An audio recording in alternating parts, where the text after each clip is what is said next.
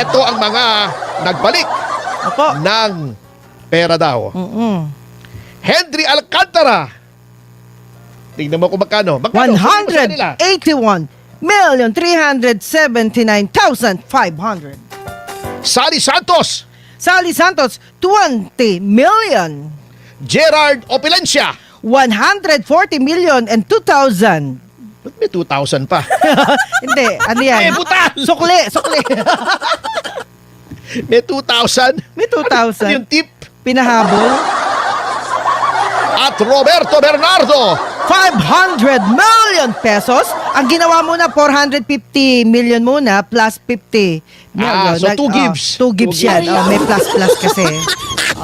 Yan ay ang naibalik sa bilyon-bilyon na nawala sa ating pamahalaan. Yeah. Ito nga ito natatawa ako, binida pa ng Department of Justice. Meron daw 841 million mula sa mga anomalya sa flood control na naibalik sa ingat yaman ng ating bansa o yung National Treasurer sa Kaban ng Bayan. Opo. Teka muna, 841 million. Tama ba yun? Teka, Tama ba wala yung pang amount na isang yan? bilyon. Wala Magkano pa. bang nanakaw?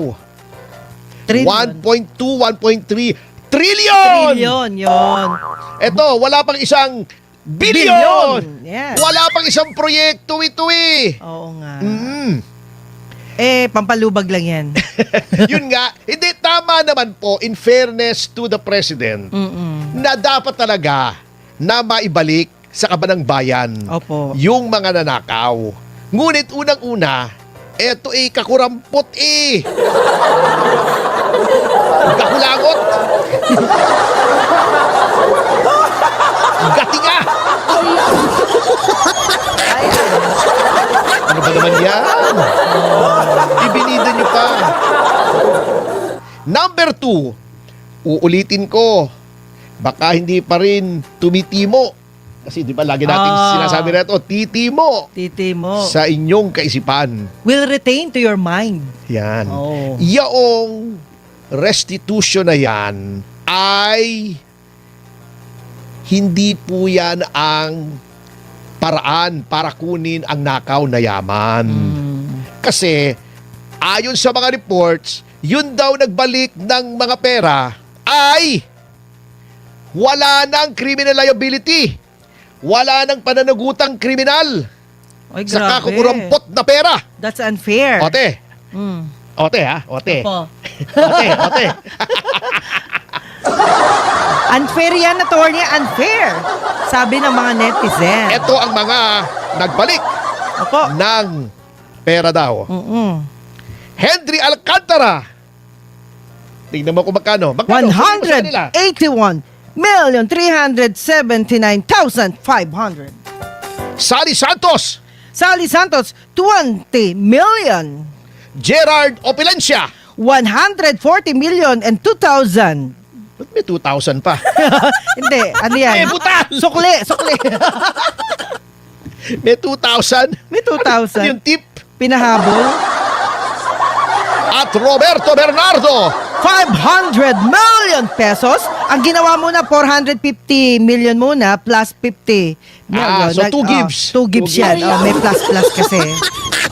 Yan ay ang naibalik sa bilyon-bilyon na nawala sa ating pamahalaan. Yun. At number 2, yan po ay pag-amin na nagnakaw sila. Okay, what is wrong with the picture?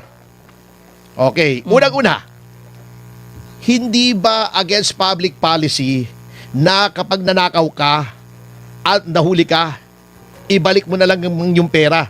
Assuming ito na ang lahat ng ninakaw nila. Kasi may 2,000 eh. Opo. Natatawa talaga ako. Etong isa ka, may butal eh. 181 million, Aha. 379,000. Grabe na. 500. Tapos may 500 pa. May 500. Ano ba yan? Parang bill sa restaurant, ano? Hindi sir, panggasolina yung sobra. Ayan. Oh. Okay. Tama ba Halimbawa ako na, para ako na lang example, baka may umalman na naman diyang mga balat sibuyas eh. Ako, nagnakaw ako sa pamahalaan ng 1 milyon. Hoy! Huli ka! Nagnanakaw ka ng 1 milyon. Ay, sige boss, eto na, 1 milyon. Sorry ha. Okay, absuelto ka na. Okay. Ganun lang. Paano kung di ako nahuli? Alam nyo, Kawawa tayo dyan. etong mga ganong style, ini-encourage mo na magnakaw sa gobyerno. Bakit? Oo. Baka makalusot eh. Yun Di lang. ilusot na. Di ba? Number 2, saan nila hinugot yung dapat ibalik ng mga ito para sila ay gawing state witness at hindi na ipakulong? Ito lang ba ang lahat ng ninakaw? Hindi po, trillion nga yun eh. Kaya nga, hindi natin alam. Maaring ito. Maaring hindi. Kung hindi ito ang lahat ng nikakaw, ibig sabihin, yung sobra na ninakaw sa ibinalik nila, saan napunta? Di ba? Baka Kanila na? nagamit Kanila na. na po. Kanila na. Baka lang. So, okay. So, binili mo yung pagiging state witness. Yung hindi ka na makukulong, binayaran mo. May natira pa sa'yo.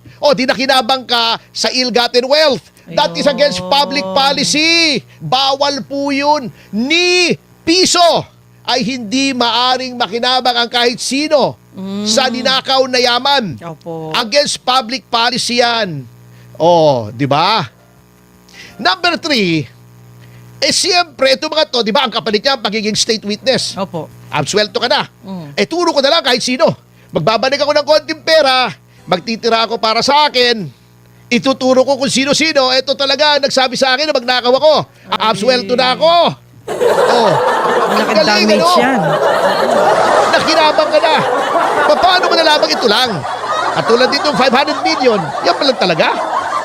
Sino nag-audit niyan? Yun. Saan mo hinugot yung figure Amount na na yan? yan. Hinugot mo sa puwet mo. Diba? Number 4 o number 5 na ba? Mahina ako sa math kaya nagloko eh. Yung mga ganyang style na magbabalik ka, that is fertile ground for corruption. Anong makapagpipigil? Hindi ko sinasabing nangyari.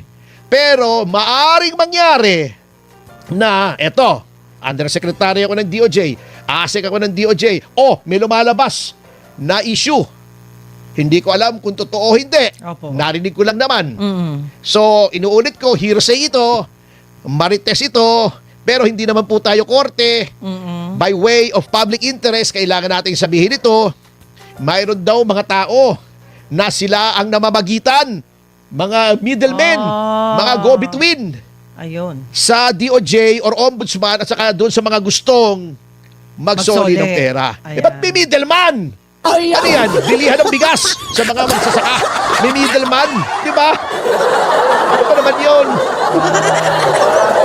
Yun lang. Alam nyo na yan. Alam na yan. At kaya mga kababayan, paulit-ulit naming sinasabi, hindi po yan pinahihintulutan ng batas dahil sa mga dahilan na aking sinabi. Okay.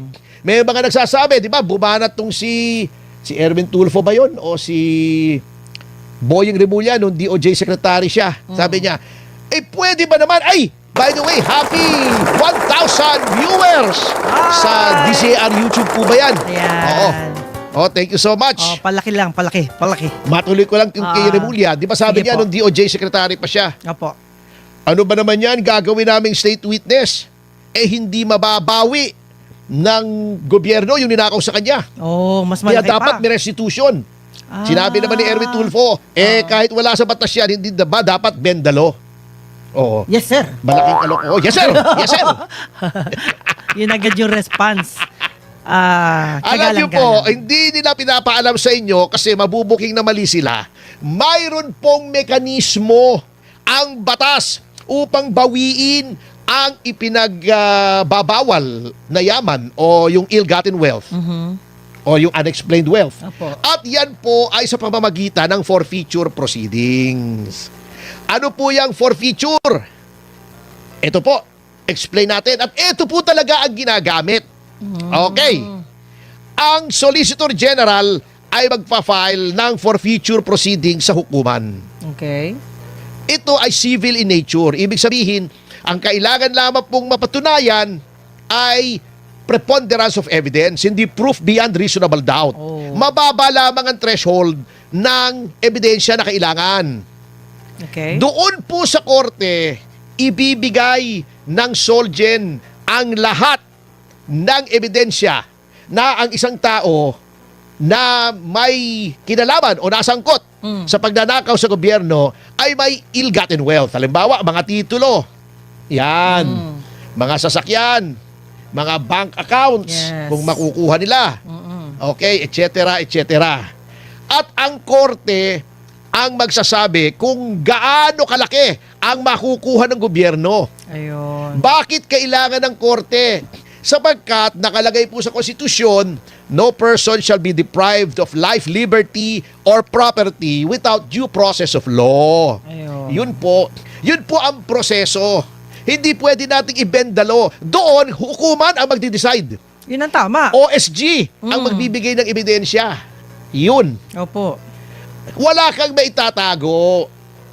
At kung nag-conceal ka, since forfeiture yan, Opo. may mga subpoena powers na maaring gamitin ng hukuman para makuha ang katotohanan sa pamamagitan ng initiation at prosecution ng Office of the Solicitor General. Ayun. Yan ang tamang proseso. Hindi po natin pwedeng i-shortcut yan. Kahit sabihin na natin marami tayong nakukuha, pero hindi nga marami eh.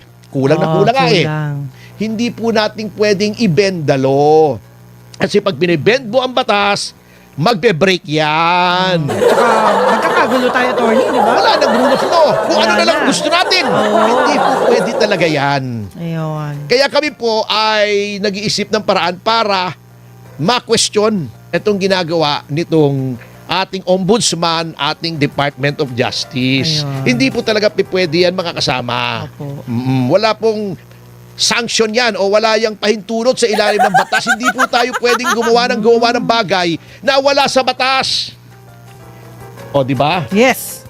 Tingnan nyo mabuti. Oh. Hindi ba maaari, hindi ko sinasabing totoo, maaring nagkaka-negotiation na yan. O, ako nagnakaw ng 1 bilyon. O, asset, use